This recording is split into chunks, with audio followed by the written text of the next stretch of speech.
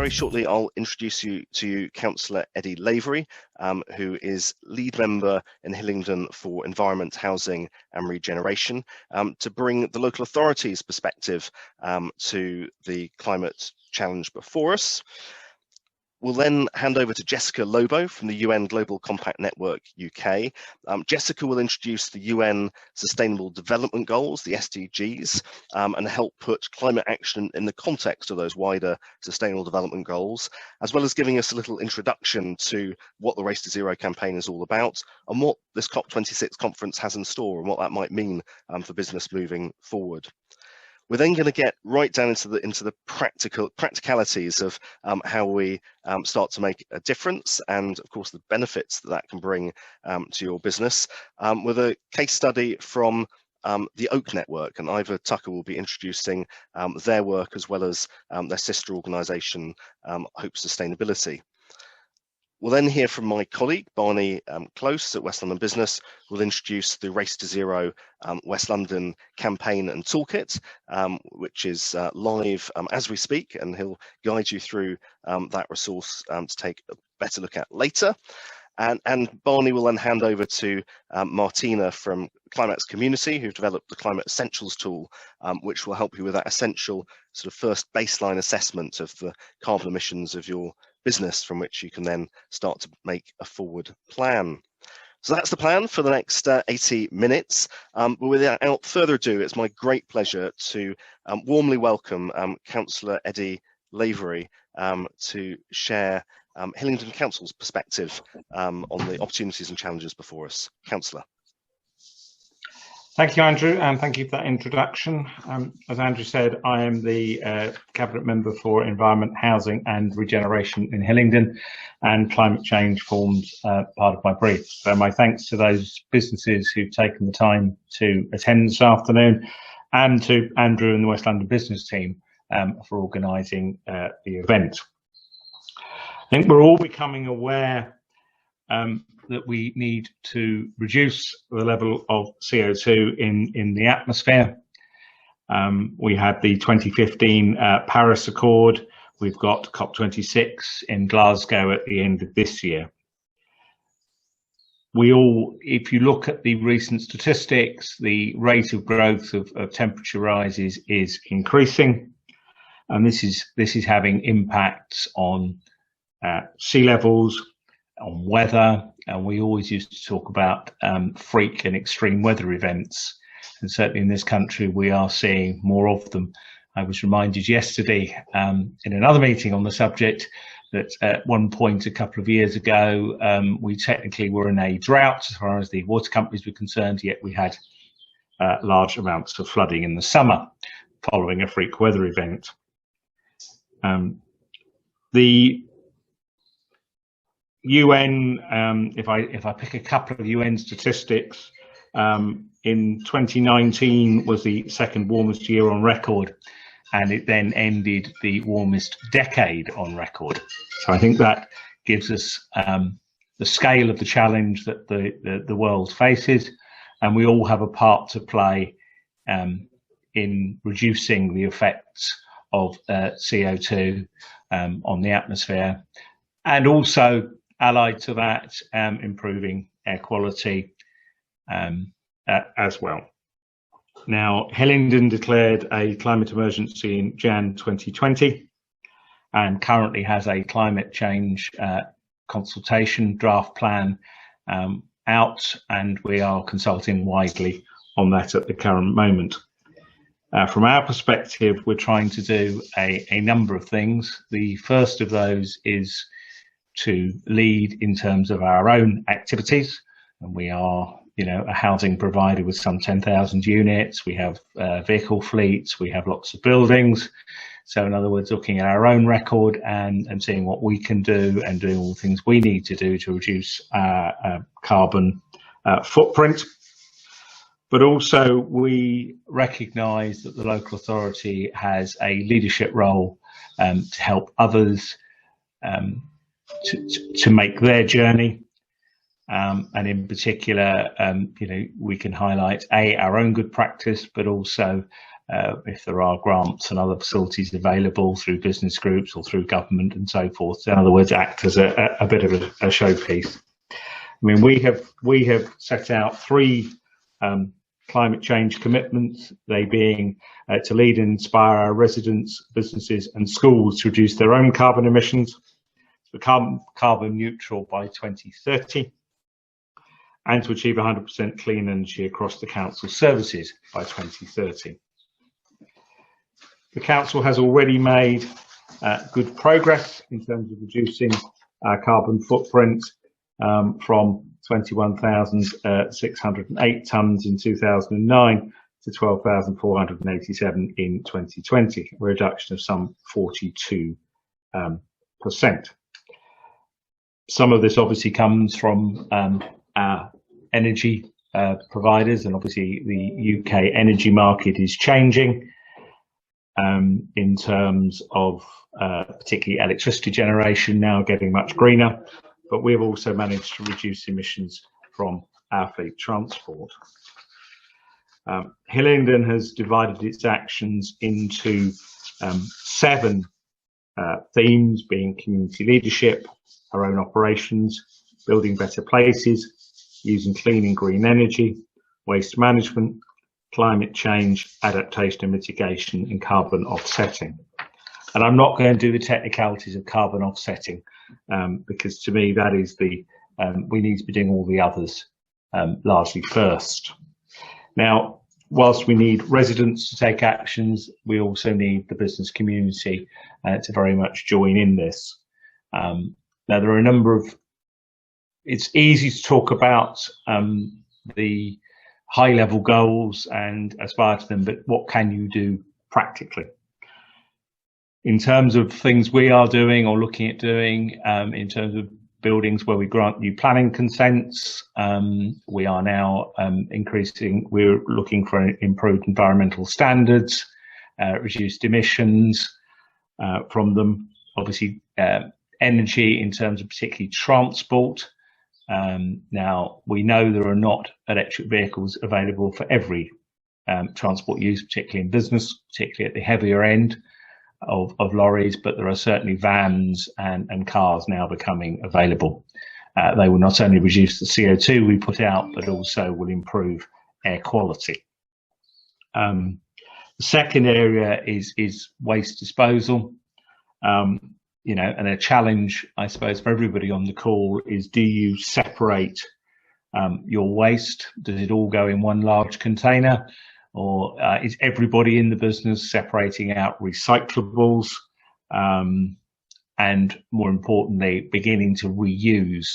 If you will begin to hear the term circular economy, so in other words, instead of dumping something, can it be reused by somebody else? Because obviously that reduces the carbon impact of that, and obviously the manufacture of it. The other big area for business is packaging. Now we're seeing a lot more delivery on the internet. A lot of that has a large amount of packaging. Now we would all hope that that is recycled, but again, are there ways to reduce that? Now, before anybody tells me this is all cost and no benefit, there will be opportunities as well as costs in this for business. You know, if you've got your own premises, particularly if you own them, can you retrofit them to make them more energy efficient, which will have the impact of reducing the amount of energy you use. Water management.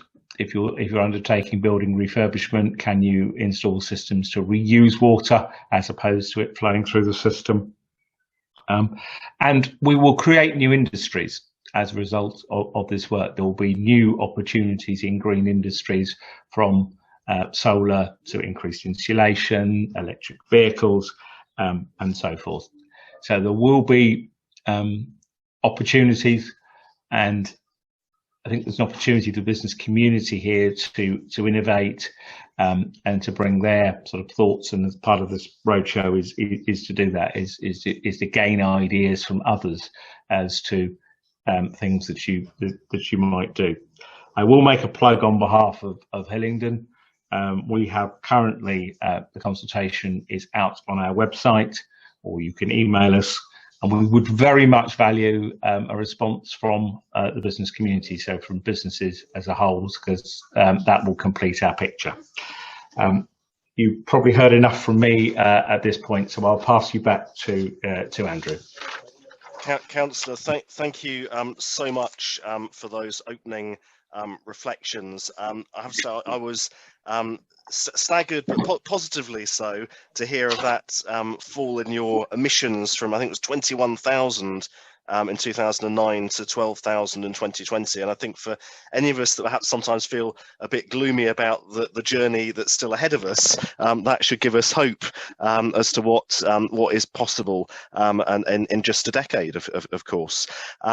Hopefully someone is going to drop into the chat window a link to that consultation that you mentioned, so that anyone that wants to follow up can find the right place on your website to do so. I'm hoping that that maybe Barney or Rowan will dig out the web link for us. And I think your point around carbon offsetting, probably one that we'll come back to later in this session, because I think it can be, I think certainly we share your view that it's really the last thing that you do, but when you are doing it, there are some difficult choices to make as to how and where you carbon offset. So I think we'll try and unpack that a little bit later on.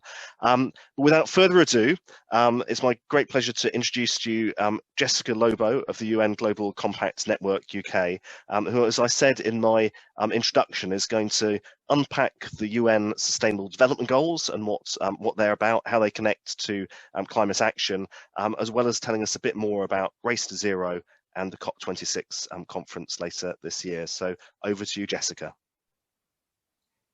Thanks so much, Andrew, and thanks for the introduction and for inviting me today. As I said, my name is Jessica and I work at the UN Global Compact Network UK. And my role there really is to support businesses to drive sustainability and create the world that we want. So really delighted to join you to talk about this agenda. So a little bit about us first. We are the UN Global Compact, which is the world's largest corporate sustainability initiative. We have over 13,000 companies all over the world who have made the commitment to our 10 principles to support sustainability. And these universal principles are derived from UN treaties in the areas of human rights, labour, environment and anti-corruption. So I work in the UK network, and our role is to support all of our UK-based members to operationalise those 10 principles, to report annually on their progress, and then to support the wider UN development agenda. And of course, at the moment, that wider UN development agenda is best represented by the UN Sustainable Development Goals. So what are they? The SDGs, or you might be hearing them called the Global Goals, were passed in 2015 and set out these 17 goals for the world to achieve by 2030. So you can think of it like the world's to-do list, essentially. The goals are really closely interlinked, but together they will bring about the future that we want. So fighting inequalities, tackling climate change, and creating a better world. And you can see that they're really diverse in the areas or things that they're trying to achieve. So there's some environmental targets there, like protecting life below water, taking climate action. There's some social things, so eliminating poverty, achieving gender equality, and some economic things too, like decent work and economic growth. So beneath these 17 goals sit 169 targets and 232 indicators to help us measure our progress towards these goals.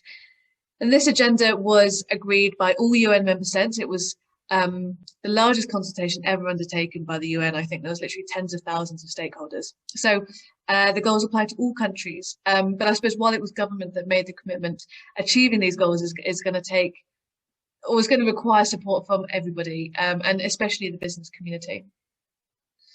Next slide, please. The problem is, after 5 years, the world has not been delivering on progress towards the goals at the pace or scale that's needed. And we're now seeing the impacts of COVID-19 intertwined with some of these long-standing social and economic inequalities.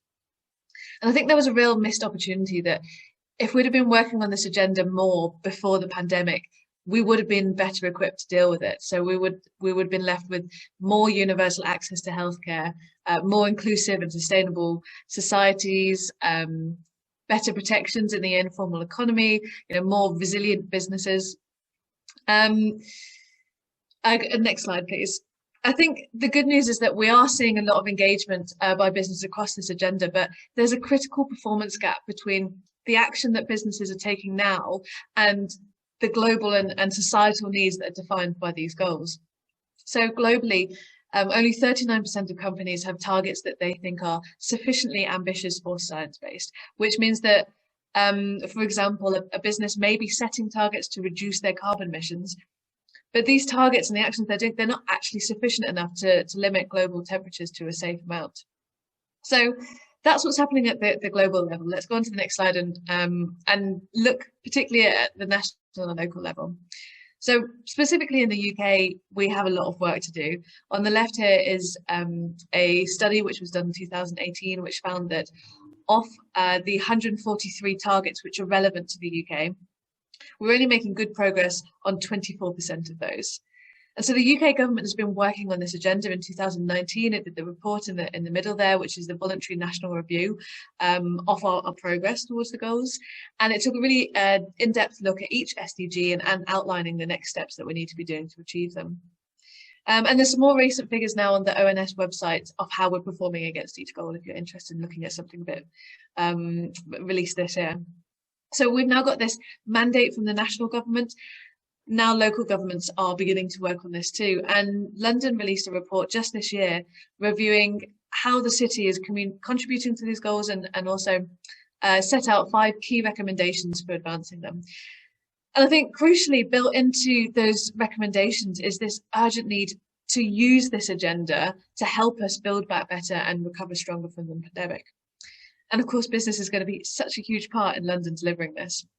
So we know that nationally and locally, we need business to be working on this agenda. But I guess let's look at the flip side and look at what the benefits actually are to you. There is tremendous opportunity in it and a huge financial opportunity as well. I think there was an analysis that was done shortly after the goals were passed, which looked at some of the key sectors that would be affected by engaging with the goals. And it found that there was a potential of $12 trillion of new business value every year by embracing this agenda. And I've got some points there at the top of the slide, looking really at the macro level. So better educated and more productive workforce, economic and political stability, more fair and just societies. These things are all good for business, and this is what this agenda seeks to bring about. Looking at the micro level, engaging with the Sustainable Development Goals and the issues within them, it actually makes a business more attractive for investors and customers who are now demanding that their businesses or the organisations that they work for, they shop at, are demonstrating that purpose beyond just profit. Of course, there's benefits to actually having a better management of the supply chain, so saving money and resources. I think really engaging with this agenda helps to build that trust and accountability, and also share a global language. So by actually using the SDGs to talk about what you're doing on sustainability, helps your stakeholders understand what you're doing to align with this agenda, and everybody is using that language at the moment. And I suppose finally, going back to COVID-19, I mentioned the missed opportunity in us not making more progress towards the goals and how that would have left us better prepared for the pandemic. And that applies to business too. Aligning your strategies with the SDGs is the best way that you can create a resilient, a strong and a sustainable business. So there are a number of free tools and resources that can help you understand the SDGs, and they can help you understand how you align with them, help you communicate about them and explore your own impacts on the goals. And if you're interested, then visit our website and I can put a link in the chat for anyone that wants to explore those. Today, though, we're just going to focus on one of the goals, SDG 13, climate action. So why this particular goal? Well, climate action was one of the SDGs where businesses of any size can have the biggest impact. And I'm not just talking about having the biggest impact on the environment and society, but also looking at having the biggest impact on your business, so future-proofing your business and reaping the benefits for yourself too. Businesses that look to use and manage resources more efficiently can tangibly reduce operating costs and increase profitability. And I've got their note there on the slide about future-proofing your business, really getting ahead of the changes. And we're going to be seeing a lot more of those in the coming years. Government has set targets for the whole country, for the UK, to transition to net zero. So we're going to be seeing changes in regulations, changes in things that have been available. There's going to be more incentives if you're actually engaging with this agenda. So there's a real benefit in actually getting ahead of these. And I suppose an example of that, by 2030, you won't be able to buy new petrol and diesel cars and vans in the UK. So if you're already thinking about purchasing vehicles or upgrading your fleet, then actually getting ahead of these this agenda and understanding the changes that are coming will help you incur less charges as we get closer to some of those deadlines. So making that switch to zero emission vehicles means that you're actually going to be future-proofing your business. And investors are looking at how you're doing this. So they're looking at how you're going to be able to manage those risks, the disruptions and changes to the supply chain, the changes in legislation. But they're also going to be looking at how you're responding to the shift in demand. And that's crucially coming from the public at the moment. You know, particularly around climate, we saw a couple of years ago a huge rise in popularity around the climate strikes. Lots of people demanding that their cities or even the places that they work in declare a climate emergency and take action on it. And these people are your customers who want to see this. So I think this is particularly high on our agenda at the moment because this year the UK is going to be hosting the 26th UN Climate Change Conference of the Parties. So in November, world leaders are going to be coming to Glasgow, and they're going to be coming together to set ambitious targets for reducing emissions. And the UK is really looking to take a leading role in those conversations, which means that the UK government is going to be looking at business to take a leading role in reducing emissions. You know, I've already touched on the fact that your customers and your investors most definitely expecting you to do this. The government is also going to be expecting you to do this and giving you incentives and support to help you. And I guess the fourth kind of angle is that your competitors might already be acting on this. So lots of reasons to actually start engaging and looking at how you can reduce your emissions. I think the good news is the very act of being here, you made that first step in wanting to engage with this agenda and maybe even leading the way. So the big question then, what can you do about it? The Race to Zero campaign is about getting your emissions down to net zero, which means that you're not putting any more emissions into the atmosphere than you're taking out. And the UK government is putting a lot of resources into this campaign. So on the left is a screenshot of the government's SME Climate Hub, which is full of resources and ideas and guidance to help you cut your emissions.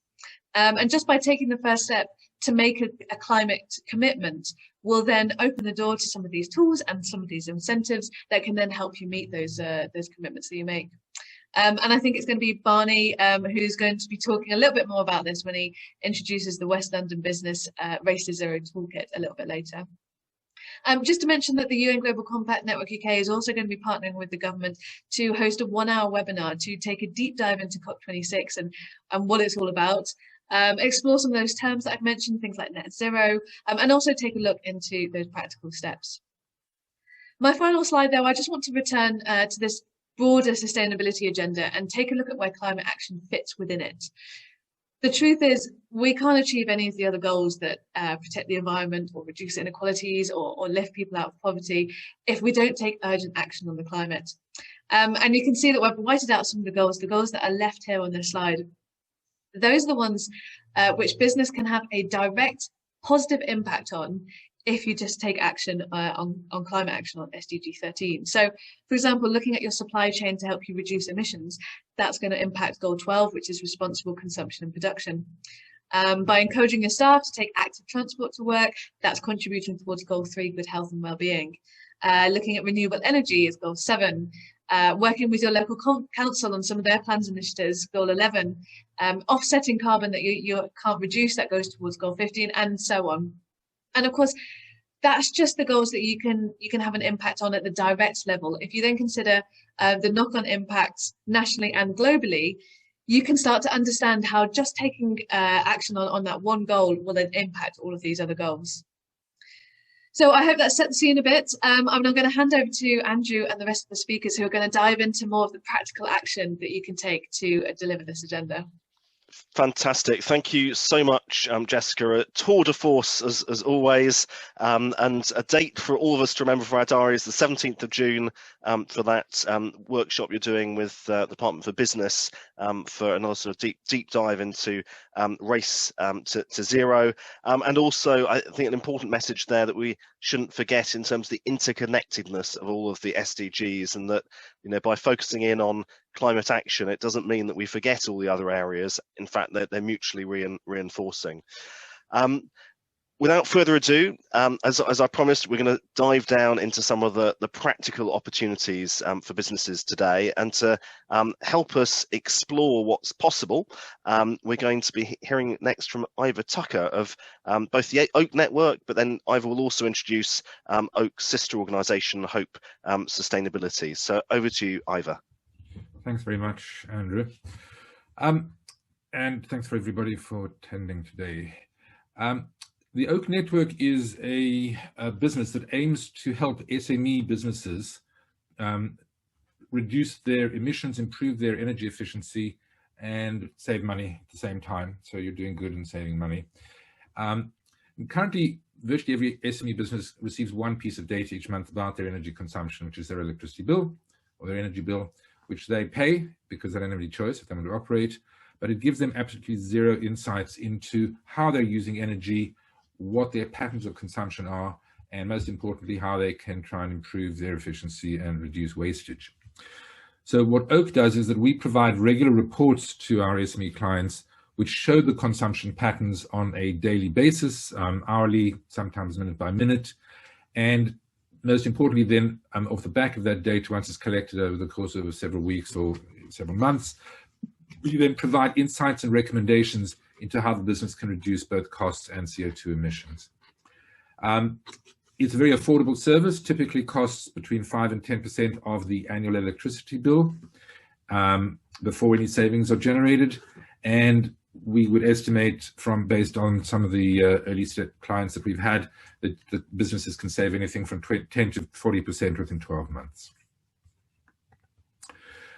How it works is that we install our proprietary technology next to the incoming electricity feed, in other words, the electricity meter, which collects data every 10 seconds and sends that off to our platform in the cloud. And machine learning platform that we're developing, and as we get more and more data, more and more clients, that platform will become more sophisticated. But it analyzes the data to identify patterns of usage and then provide insights and recommendations about how companies can save money. So, for example, on one of the sites that we did was a hospitality site, a restaurant. The chef came in at 9 in the morning to prepare, and he switched on all the lights and the heating. The first clients only arrived at 12:30. So we actually showed the restaurant owner that 3.5 hours of the heating being on was costing him £5,000 a year, which had zero impact on his business because, frankly, it was unnecessary expenditure. He never knew that, but just by having that insight, he was then able to change behavior and say, okay, we don't need these things. We'll switch them on when the clients start coming in, because that's when the food needs to be hot. And that's just one example of the kind of recommendations that we can make. After a 12-month journey, once the business has been with our service for 12 months, we then have a complete energy DNA with all the profiles, taking into account seasonality, changes, business, etc., over the course of a 12-month period. And the intention is then to provide detailed recommendations to help the business develop a long-term decarbonization plan, which may involve additional things like solar energy, potential battery storage, community energy opportunities. And the idea is that the businesses can become net zero operations within an agreed period of time that's relevant to that particular business. So this is an example of a hospitality site that we did in London, where with the basic analysis, as you can see, there's a fairly flat pattern of usage.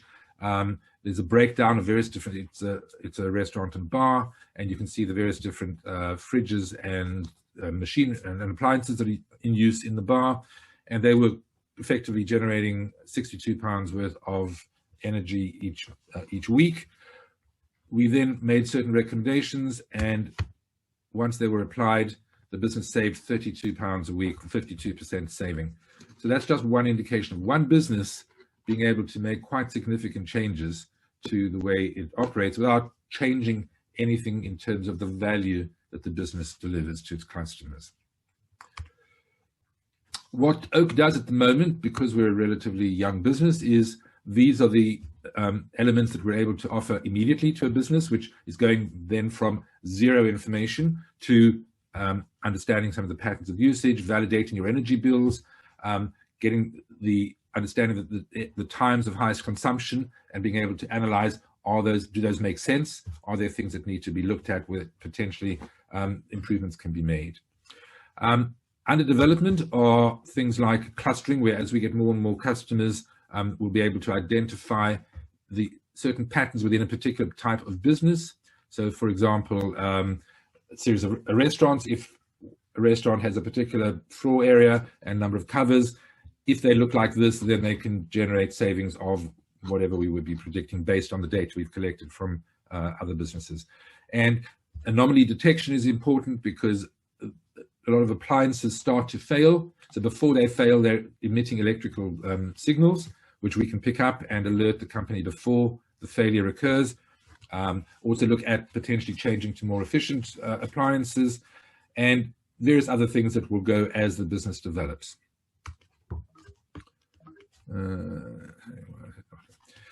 So these are some of the future offerings. That we will have a live interactive dashboard that will be accessible to the clients on a real-time basis, so they can check what's going on. We're going to be developing an app so that the business owners can actually monitor their energy efficiency on the move, or if they're a multi-site, the business management can see what's happening on all the different sites and make appropriate decisions on the back of that. So essentially what Oak is designed to do, in summary, is to provide useful management information, recommendations and suggestions that are then able to be implemented by the business, but are entirely within the control of the business. A sister company of Oak is Hope Sustainability, which is a social enterprise, and it works primarily with schools.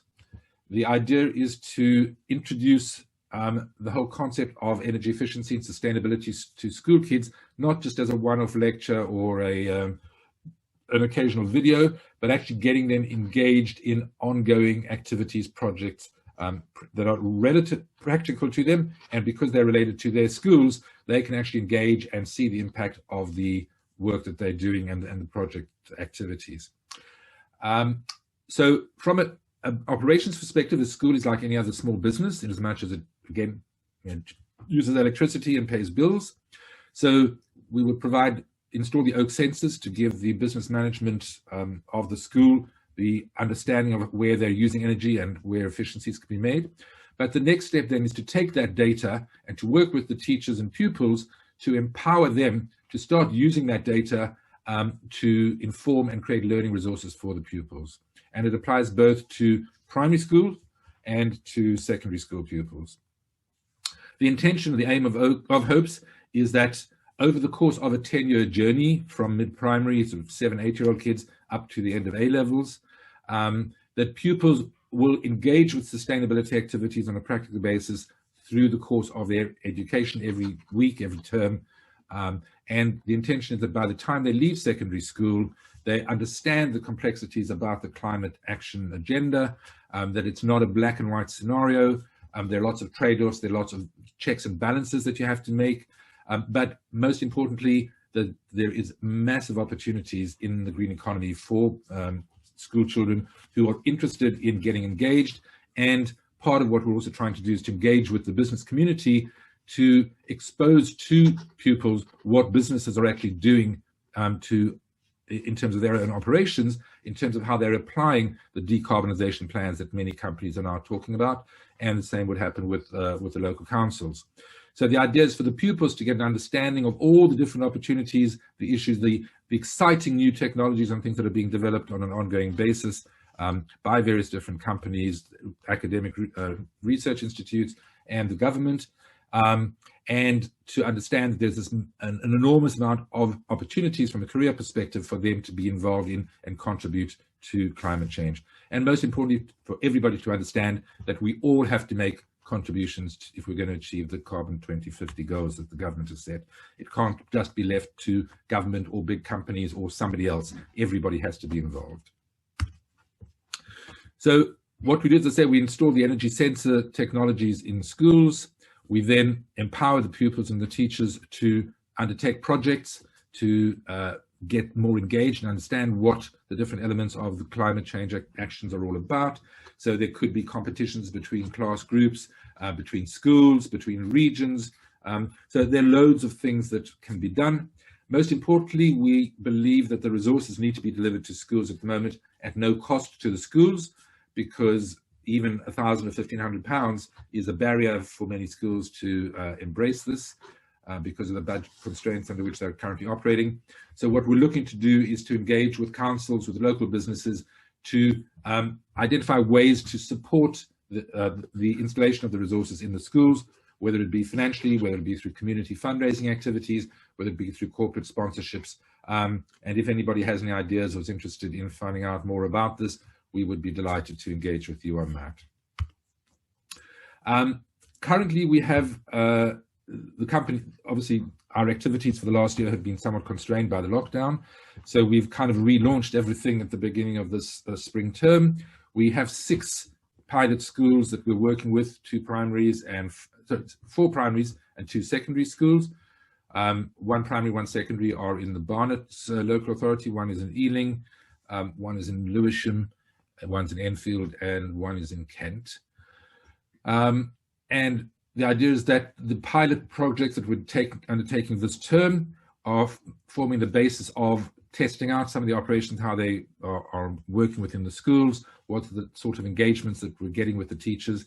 And the intention is that from September onwards, we're looking to expand this to many more schools for the new academic year. So we already have 35 interested schools that are on a waiting list, and over 60 within a number of multi-academy trusts that we're talking to. The constraint by why they're on the waiting list fundamentally is because we don't have the finances to cover the installation costs of the tech in those schools. But we have every intention of developing that, and from September, hopefully there will be various ways to start to be able to cover those sorts of costs. This is a quote from Daniel Bishop, who's the head teacher of Allenby Primary School in Ealing, which is one of our pilot schools, and he's a champion school. And as you can see, his whole idea is to get the pupils engaged with sustainability activities in every single lesson, so it just becomes part of their daily lives, that they're thinking about it, and it's not just a climate week or a science day. From a business perspective, Dr. Rob Wiley is an impact investor that is working with Oak. He's agreed to be our chairman, and he believes it's really important that businesses connect with us and allow us to fulfill our ambitions. And then the final quote is from Naveed Chowdhury, who is the manager of the Greenhouse Accelerator Program, which is being run by the new Centre for Climate Change Innovation, which is a joint venture between Imperial College and the Royal Institution. And Hopes was very pleased to be selected as one of the first cohort of the new Greenhouse Accelerator Program based at the Royal Institution. So our registered address is the RI in Mayfair, which is really a big feather in our cap as far as we're concerned. And the idea is that Hopes will be showcasing the work of the other accelerator companies to our school audience, so that they can get to understand, firstly, some of the really exciting technologies that are being developed, and also understand that they could be the similar entrepreneurs in 5, 10, 15 years' time, depending on where they are in their own journey. So that's all I have to say. I'm very happy to answer any questions if you have. These are the contacts of 2 of my colleagues, Gaetan and Tanya, if anybody's interested, or you can contact me as well. Very happy to answer any questions, and love to help Hillingdon and Barnet undertake some practical actions, particularly from the SME perspective, who can use the Oak Network to get engaged and actually start to take practical action and save money at the same time. And obviously, if anybody's interested in engaging with the schools and education program, if you share the views that educating our young, the next generation about green economy so that it becomes embedded in their psyche is important, again, we'd love to partner with you. Thanks very much. Back to you, Andrew. Ivor, thank you so much for that sort of double introduction of both Hope Sustainability and Oak Network, and great to see how you're transferring that sort of knowledge and capability out of Oak through Hope Sustainability into the school community. We'll be watching with interest the outcomes of your initial sort of pilot programs. Great also to see, of course, several West London schools in that pilot. I'm sure there'll be questions for you later on, and just to encourage anyone that has questions to ask, please drop them in the chat window, and panelists can ask other panelists questions if you want to do so. But without further ado, I'm going to hand over to my colleague Barney Close at West London Business, who's going to introduce to you our Race to Zero website and toolkit. So over to you, Barney. Thank you, Andrew, and thank you to Jessica, Ivor, and Councillor Lavery for really setting the scene for what's going on at a kind of national, international, and local level, as well as a regional level across our West London geography. As we've just heard, the business case is really bigger than ever, but there's a real long way to go to reach the ambitious goals that we want to achieve. The stakes are high, which is why we talk about the Race to Zero. The objective of Race to Zero is to build momentum around the shift to a decarbonised economy ahead of COP26, where governments must strengthen their contributions to the Paris Agreement. We know that delivering the promise of the Paris Agreement is going to require whole economy transition. And at West London Business, we work with the business community, academia, incubators and accelerators, think tanks and non-for-profits, as well as governments and public bodies, to strengthen the West London supply chain with the aim of making it as sustainable and climate resilient as possible, including the knock-on effects and impacts that this brings about, as Jessica detailed in her address. So if we move to the next slide, we can see a kind of snapshot of some of the programs that we've been running, and this really is sustainability is kind of at the heart of everything that we're doing here at West London Business, and there's been a lot of research over the last 6 months or so to really launch our Race to Zero campaign and effectively help businesses in our community to reach the goals that they want to. So firstly, we focus on innovation in clean tech and helping sustainable organisations grow and flourish through our Better Futures programme. We're linking together to support innovation in the aviation industry through the London West Innovation District, which is the genesis of the Innovation District, which was birthed through our Blue Skies conference in November. As we see, the Innovation District really is a Silicon Valley of aviation, and helping the aviation hubs towards their net zero targets. We've just launched our Better Futures Plus programme to help businesses pledging to reach net zero by 2030 and develop their sustainability strategy. And we really, through this practical action, we're developing case studies to inspire others to act. As a business getting ahead of this agenda, you can really become a climate leader within your industry, and it's going to have a real positive impact for your business, as detailed by Jessica. And these case studies, we can really make these companies champions of their industry, and like I say, inspire others to act in a similar vein. So moving to the next slide. Working with our partners, our mission in terms of our Race to Zero campaign is to turn momentum of the sustainability agenda and the programs that we touched upon briefly just now into practical local action across West London. We want to inspire business ambition to reach the global goals, enable practical action, and shape a responsible business environment. So how can you do this as a business? To get started, we've provided businesses with a free 30-minute workshop as an introduction to setting science-based targets, and sector-focused workshops to really hone in on the real challenges of within your sector in the sustainability space, and kind of moving this forward.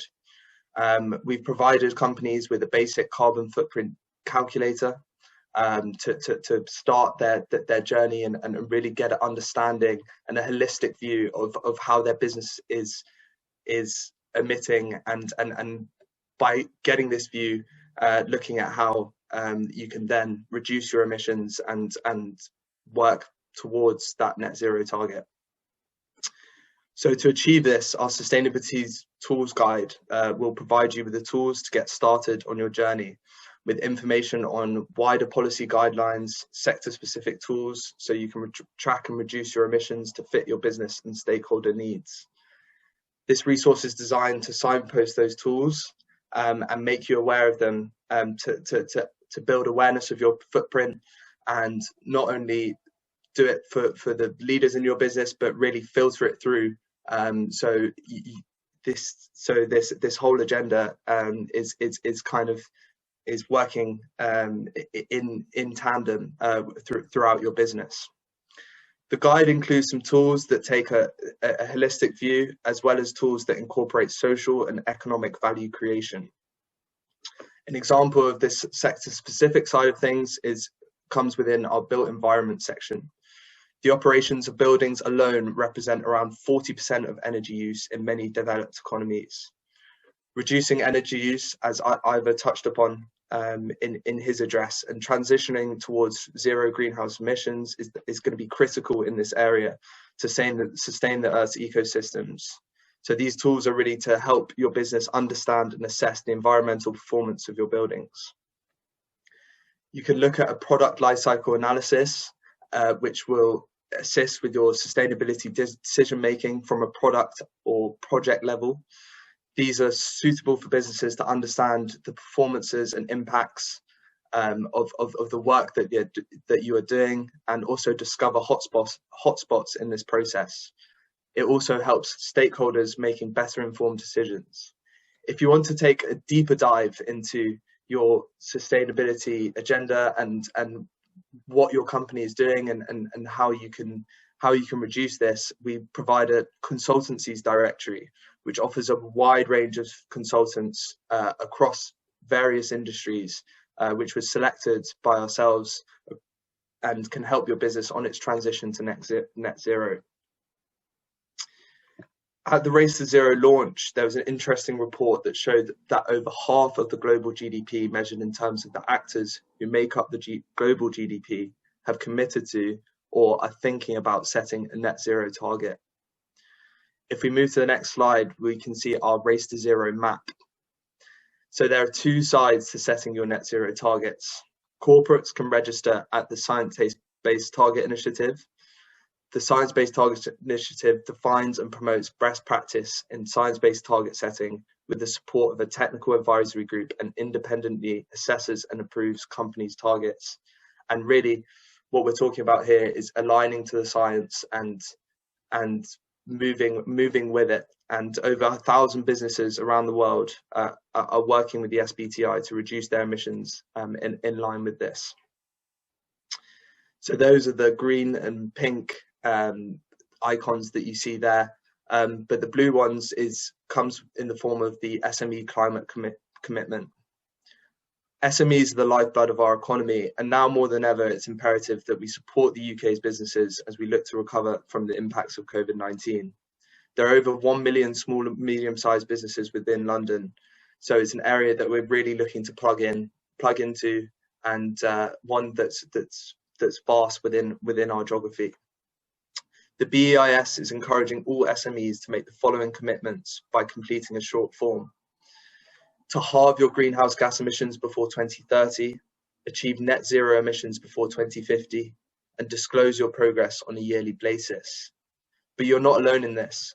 Along the way, you will unlock incentives and benefits that will make the journey worth it, and you can really see the results of the work that you put in, and looking into kind of the business case of it and moving that forward. This movement is gathering extraordinary momentum, and here at West London Business, we're working with our partners to inspire business ambition to reach the global goals, enable practical action, and then move this further over the coming months. We encourage all businesses in our geography to make their climate commitments and then begin their journey to a net zero future. So our Best Futures programme, now into its 4th year, and working with our delivery partners, Imperial College, Imperial Consultants, the GLA and Sustainable Ventures, we're trying to make London a beacon of clean tech businesses who are striving to lead the way in innovation for London. An example of one of these businesses is Magway, a sustainable transport solution moving goods through small pipes aiming to address the explosive growth in online shopping. Their Hyperloop technology uses electromagnetic motor systems for underground e-commerce. And we really encourage you to explore our Better Futures directory to discover more fantastic clean tech businesses which can help you on a personal and also a business level to become more sustainable. Building on the success of the Better Futures programme, we're in the middle of running our Better Futures Plus programme, which is designed to help 12 businesses in London understand the environmental impacts and design a strategy to reach net zero by 2030.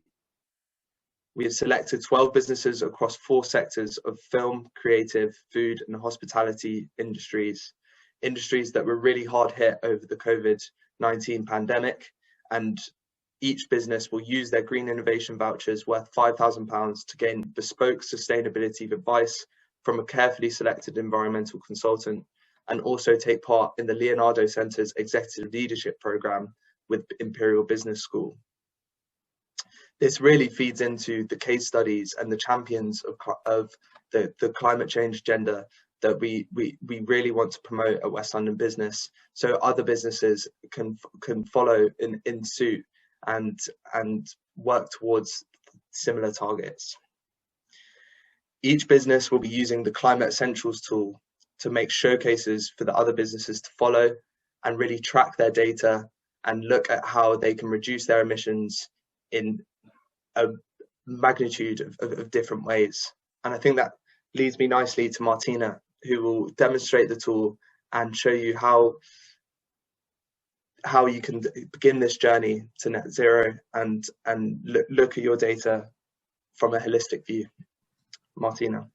Thank you, Barney, and thank you, West London Business, for letting us show the Climate Essential tools and to let us help these 12 businesses in the Better Future Plus program. A little bit about us. Our company is called Climex Community. We are a young organization, and our mission is to try to help different stakeholders limit global warming below 1.5 degrees Celsius. I am a climate change engineer, and I'm responsible of developing the carbon calculation methodology and algorithms. When we discuss climate change, there is usually lots of discussion about who is responsible to tackle global warming. Is it the government with their policies? Is it people with behavioral changes? Is it businesses and large corporations trying to reduce their emissions? And at Climex Community, we believe that everyone can do their part. And we know it's a tedious task when you try to go and establish the impact that you have in the world, and you try to find out the most efficient ways in which you can help tackle global warming. So to help with that journey, we have developed Climate Essentials, which is a tool, very easy, very engaging to use. It's online, and basically, whether you're a person or a household that you try to reduce the carbon footprint of your home, whether you're a small, micro, or medium-sized business that you want to embark on that carbon reduction journey to get all this amazing, valuable stuff that Jessica discussed before, or whether you're a public or private body that wants to engage with their household and their business ecosystem, and you need information, you need carbon data analytics to establish where are emissions coming from by neighborhood, by postcode, by business sector, and by business size. We can help you tackle the climate emergency and achieve net zero. What I'm going to show you today is how to use Climate Essentials when you are a small, a medium, or a micro business. You select the profile that best describes you. In this case, it's the business. We're going to ask you your business name, and then we're going to ask you some general questions about your business. This is to help us establish a profile to later benchmark your emissions against businesses that are similar to you. You're going to also see the estimation button quite a few times across our carbon calculator, because we know that going on that carbon reduction journey is quite a complex and tedious task. And some business, or most businesses, even if they want to measure and reduce their carbon emissions, sometimes they don't have the knowledge, the time, or the in-house capabilities, like a sustainability analyst, to help them go on that carbon reduction journey. So with Climate Essentials, we make it really easy for a business to measure the carbon footprint. We also ask you the baseline, the year for which you want to measure your carbon footprint. I'm going to select 2020 in this case. What we have done with Climate Essentials is to divide the carbon audit, or the carbon questions, into 4 different sectors that we believe contribute the most when it comes to an organizational carbon footprint. The first one is energy, where we ask you about your electricity consumption in either kilowatt hours or pounds. But again, if you're not sure about the answer, because we know some businesses, they may not have all this information readily available, you can press the estimation button, and we're going to estimate the carbon emissions for you. This is the same logic for the gas consumption. And then you can also click if you have a green gas provider, because we know that is increasingly more popular amongst businesses. We also ask you about other type of fuels that you may use within your business premises, and you just type in the expenditure for that type of fuels, and then the carbon emissions are calculated automatically. Then we move to transport emissions. These are huge sources of emissions when it comes to businesses when they own or they operate different fleets. For example, for passenger vehicles, we're going to ask you about the numbers of diesel, petrol, hybrid, and electric cars, and then the total mileage for them. So you type the total mileage, and then the carbon emissions are going to be amended. And this is the same for delivery vehicles, diesel, petrol bus, and other heavier vehicles that you may own or operate within your businesses. Then continuing with the transport emissions, we know that a huge sources of emissions are actually employee commuting. Maybe that is not true for 2020. And some businesses may not be required to calculate the employee commuting emissions at this stage, because employee commuting goes into scope 3, indirect emissions, and we know that they are a bit tricky to calculate. But by using Climate Essentials, you can easily estimate the indirect carbon emissions that are coming from business flights and your employee commuting. You just simply select the numbers of employees that are commuting using different modes of transport, and then we're going to get an estimation of the employee transport emissions. Second to last, we also going to ask you a bit more detail when it comes to your products and services that you use within your businesses. These take into consideration stuff like water usage in cubic meters or pounds. And again, if you're not sure, you can just click on estimation. We know that some businesses may provide food and drinks for their employees, so you can just put the expenditure here, and then the type of food that you usually serve. For example, if it's high meat content or vegetarian, you can see that the vegetarian or vegan options are going to reduce the carbon emissions significantly. Then we ask you about some expenditure into electronics, stationery, and furniture. And then you can add a bit more details into your indirect emissions by providing the expenditure on administration, marketing, legal, and pension services through this button. What we believe it's relevant to add, especially during the pandemic, is a calculation for home working emissions. We know that most businesses have employees working from home, and that has made the office emissions go down significantly, but the emissions are actually coming from the employees' houses.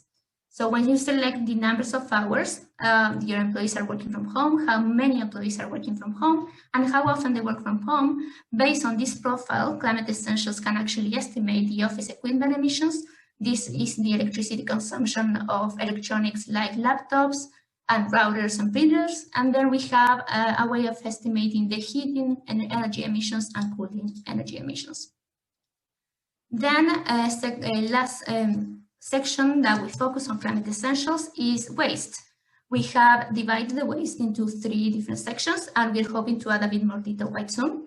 We are going to have a way of estimating the general, the recyclables, and the food waste. We know that getting a number on kilos or tons of waste is very difficult, so we provide an estimation button. Or if you want to add a bit more detail, you can select, for example, for food waste, the type of bins that you have in your premises and how often you empty these set bins. And based on this profile, we're going to estimate the carbon emissions that are coming from waste. Once you have gone through the entire carbon calculation audit, you're going to be able to access our Climate Essential dashboard. Basically, we're going to give you the total number. This is the total emissions for this selected period of time. In this case, was 2020. And then we benchmark your emissions against business in similar sector and similar size. We also provide a breakdown of emissions into Scope 1, Scope 2, and Scope 3. Scope 1 are all the fuels that you use within your premises, like natural gas, diesel, petrol for your vehicles.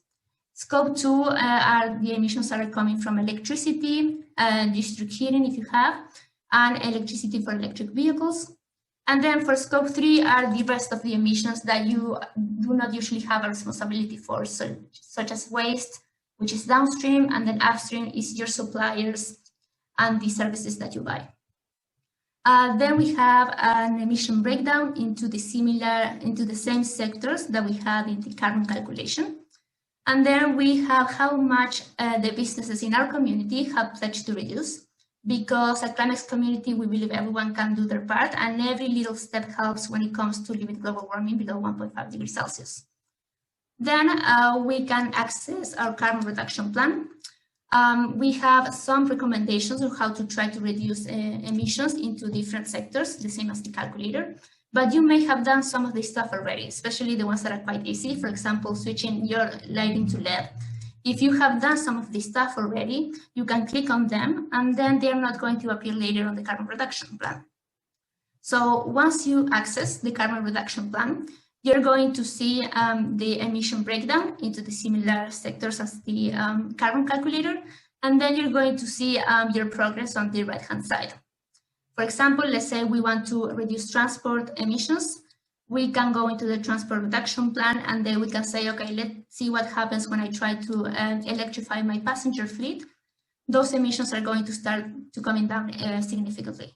And then another option is to provide cycle to work scheme for numbers of employees. And then if you don't do that, then you can see the transport emission going down. We have the same options for energy, where we select what happens when you buy renewable energy, when you install efficient appliances, where you install a smart meter, for example. Then we have the same option for products and services, and then we have options for waste. For example, what happens when you use reusable cups in the office, you compost your food waste, you avoid single-use dishes and cutlery, then that is going to help you reduce your waste emissions. We're always looking of ways of improving Climate Essentials, so please let us know if you think of anything we can add, and if you want to schedule a demo, please let me know. I'm going to add my email on the chat shortly. And thank you so much for having me today. Martina, thank you once again for giving us such an enthusiastic tour of the Climate Essentials tool. We're obviously now moving into the discussion part of our 90 minutes together, and I think I'm going to probably start off with you, Martina, with a few questions sort of around the tool. First of all, how long is, in your experience, is it taking businesses to actually complete the tool? Do you need to set a whole day aside, or can you get started in less time? Yes, I mean, we had some feedback and experiences with the businesses in the Better Future Plus program, and they all find the tool quite easy and simple to use.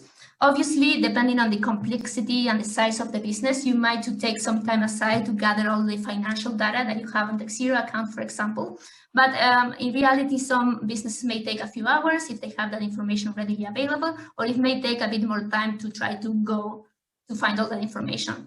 It also depends on how granular you want to go. Maybe you want to only calculate at this stage Scope 1 and Scope 2 emissions, which are the easiest way to calculate. You have your electricity consumption, your gas. You may have some cars within your fleet, and you get the mileage. That is quite easy, but maybe if you want to start incorporating some Scope 3 emissions, for example, financial, legal, accounting, expenditure, then that is going to take maybe a bit more time to get that information, but it's not that complex. I think maybe it takes between 1 day and 2 days. Okay, but presumably it helps if you're organised. If you've got all the paperwork to hand, you'll be able to translate the data across faster. And I also wonder, you've obviously been piloting with a number of companies on our Better Futures Plus programme in recent weeks to kind of iterate and improve the tool. Have you had any particular surprises along the way, things that you didn't quite expect early on? Yes, I mean, obviously there are a lot of variety when it comes to businesses, and some of them are quite advanced when it comes to the carbon reduction journey. So they want to go very, very deep into the nitty-gritty, and I think that's great. And once they do that, they find out that the carbon footprint is actually quite higher than they were expecting, especially when they start to measure in Scope 3 emissions. But I think that is good in a sense. I know that having a high carbon footprint, sometimes it makes you scared when you're a business, but I think it gives you a bit more knowledge and ideas on how you can engage with your suppliers and your services to go and try to reduce the emissions together. Yeah, no, that certainly echoes our experience at West London Business, where when we ran our first carbon footprint or detailed exercise earlier this year, we discovered we had 170 tonnes each year pre-COVID. A lot of that, of course, concentrated in Scope 3, and that has led us to have to invest more in carbon offsetting, which we'll come on to shortly. I'm also going to bring in my colleague Barney on the sort of same question of surprises through the Better Futures Plus programme. You've obviously been sat alongside some of the companies as they've participated in the Imperial College sort of business schools sort of support programme as well. Have there been a few aha moments for folk? Yeah, I think so. I think there's it really depends on what each business wants to do and what they want to get out of it. I think we've seen some we're going to see some really interesting case studies, some life cycle analysis to really going into a kind of product level. So one product, what is the carbon footprint of that, and I think that's going to come out with some really interesting results. And I think those kind of we've seen on that Scope 1 and 2 and the operational phases that emissions can be cut quite quickly in a kind of absolute way in those reductions and targets. But it's really that kind of supply chain, which I know we've kind of been managing as well, and that's what really surprised us in our carbon audit is managing that supply chain and engaging them and getting companies that you work with and your stakeholders to come with you on this journey. Yeah, no, absolutely. I can see a reflection or question has possibly popped up in the chat from David Haygarth, and if I can encourage folk to keep using the chat or raise your hand. David sort of wonders whether modules and apprenticeships have a role to play in raising awareness in business. You can see the sort of barriers of cost and time to business leaders, but maybe we could be upskilling junior workers as a way of sort of retraining the organisation and sort of creating that capability to manage this transition. I don't know, Ivor, whether you'd like to sort of come in on that point of how we sort of create a large group of climate champions, because I think that's something you've been contemplating at Hope Sustainability, and as you work through how you can scale up your programme. Yeah.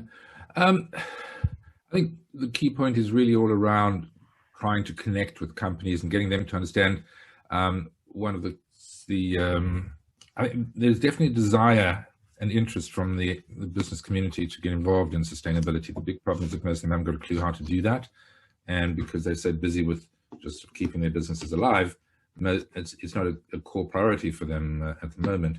But there are some really interesting opportunities around how people can do that.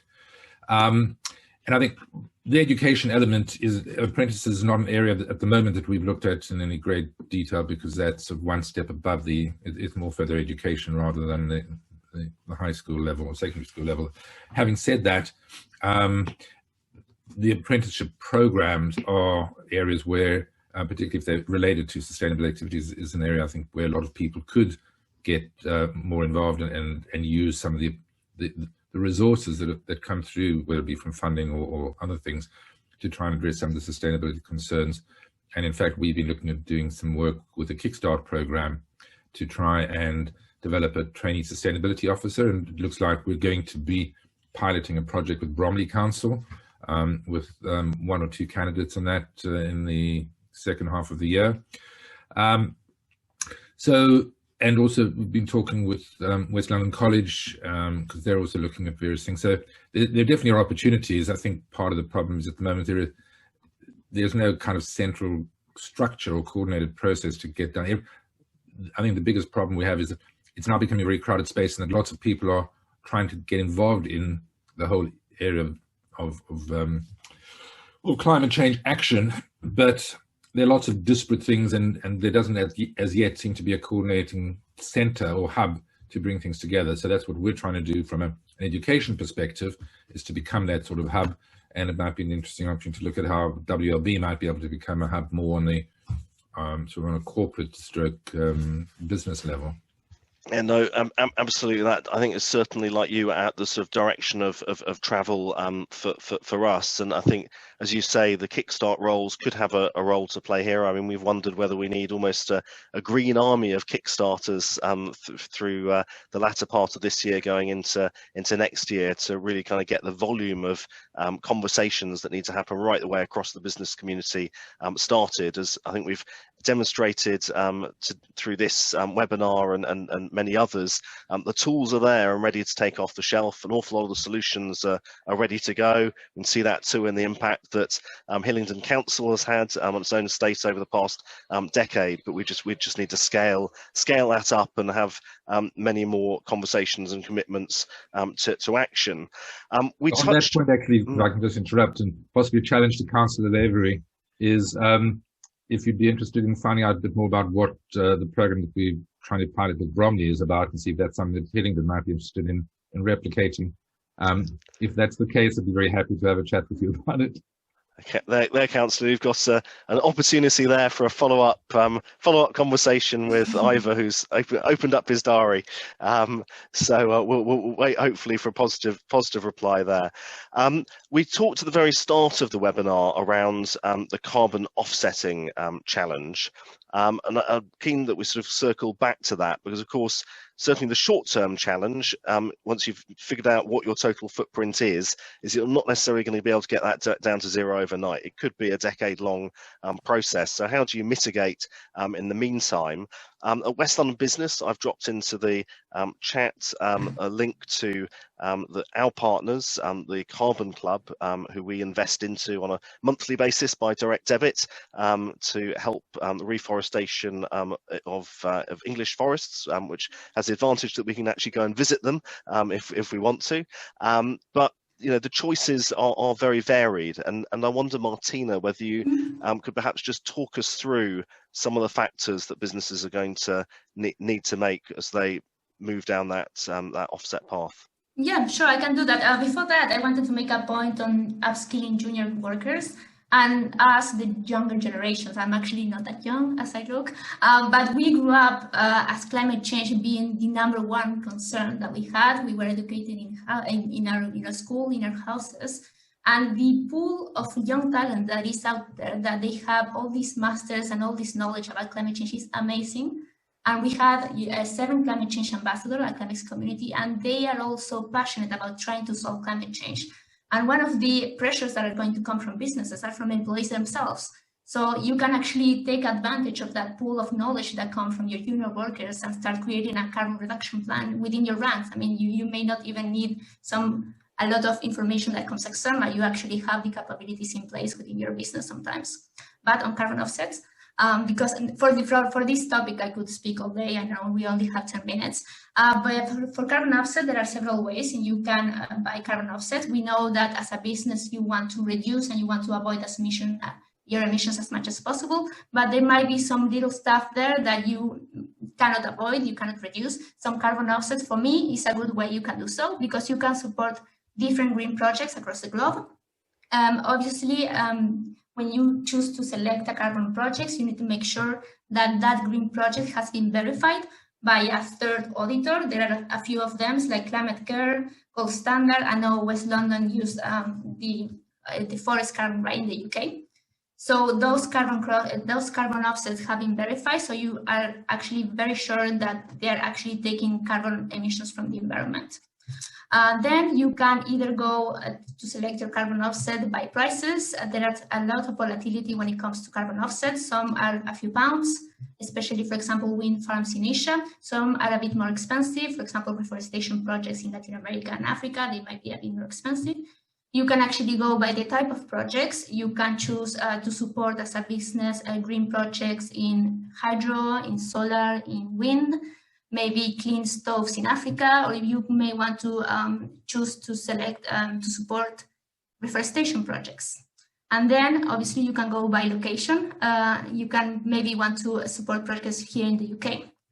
A good way you can see the taxonomy of carbon offsets. It's a report that was published by Oxford University, and they have choose to differentiate different carbon offsets on the way they capture the CO2 or they avoid it. So you have carbon offsets or green projects that they are a bit more riskier, and they might be a bit more difficult to make sure that they are still there, especially in the long term, for example, reforestation. And you have different kinds of carbon offset that are a bit more permanent and more efficient. What I'm going to do is I'm going to add the link to the report so all businesses can actually check it out. Fantastic. Thank you, Martina. It's a really great map, as you say, within that that Oxford report that helps you sort of navigate the different choices and the strengths and weaknesses of different types of offset. Now, I'm hoping Councillor Lavery might be back with us before the top of the hour. We shall see. But we do have both David Haygarth and Nigel from Hillingdon Council. And I wonder whether I could bring you in, Nigel, just to share your reflections on the sort of engagement challenge with local businesses. You know, from the barber to restaurants to builders, there's an awful lot of different conversations that need to happen now, and some of those businesses are of course still under huge pressure from COVID and are just trying to survive. Others may actually be thriving as a result of the pandemic. I'm certainly finding it very hard to find builders at the moment locally to do renovation work on my home. So yeah, interested in both your thoughts, Nigel. I can see Councillor Lavery is back with us on how we engage more local businesses on the sort of doorstep, as it were. I'll go first. It is difficult. You can't underestimate, because everybody, particularly after the COVID challenge, it's about trying to build back. So I think our challenge is to make sure that when they're building back, they also take into account, you know, the whole green agenda. And this might be an opportunity as well for us in terms of encouraging businesses to think differently in terms of when they're building back. But I won't underestimate in terms of trying to push this up the agenda. There's a lot talked about it, but it's trying to find, I think, for individual businesses, what they can do that's practical, straightforward, and easy to achieve to reduce their carbon footprint. And if we can show them as a local authority and as business partnerships how that's achievable, I think that's part of the, you know, that's part of the gap. Everybody wants to do their bit, but how can we do our little bit?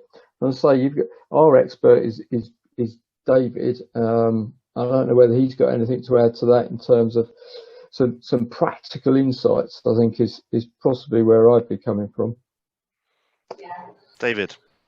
Yeah, I can jump in on that. Thanks, Nigel, Andrew. I mean, I would always stress with carbon reduction to business, having been in business myself a long time ago, that the thing you would look at is first of all the economic, the business case. We're thinking about how much money can actually be saved by making your organisation more efficient.